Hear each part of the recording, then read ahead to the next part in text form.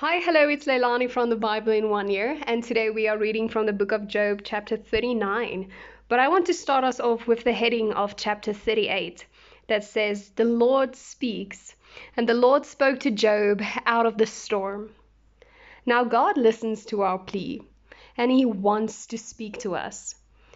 But often we tend to say that God is silent, and I think it's because sometimes we forget that prayer is a dialogue and not a monologue.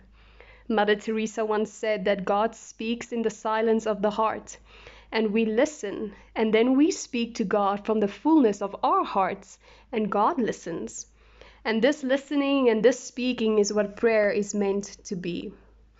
Now, the wonderful thing about God is that He hears the cry of the broken, but He doesn't just hear the cry, He answers the cry of the broken. And here we see that God answers Job. Remember that Job put God on trial. Job wants God to explain to him why he is innocently suffering and how it all just makes sense. But instead of defending or explaining, God asks Job a long, and I mean a very long list of rhetorical questions.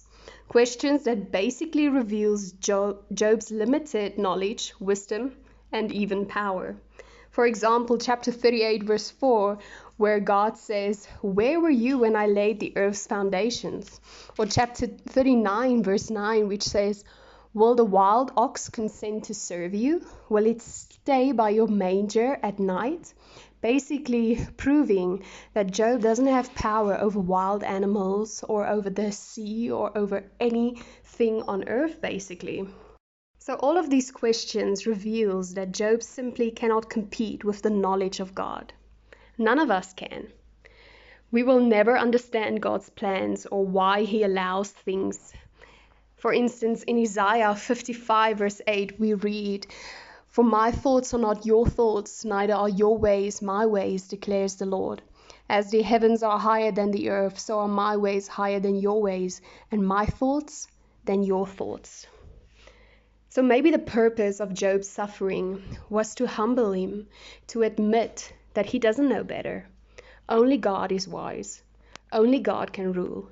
And only God knows it all. Yes, the innocent suffer sometimes, even though they don't deserve it. But we all experience a love that we don't deserve. For while we were still sinners, Christ died for us. And I want to close with the quote of Malcolm Muggeridge that said, every happening, great or small, is a parable whereby God speaks to us, and the art of life is to get the message. I hope that you will get a message out of today's chapter.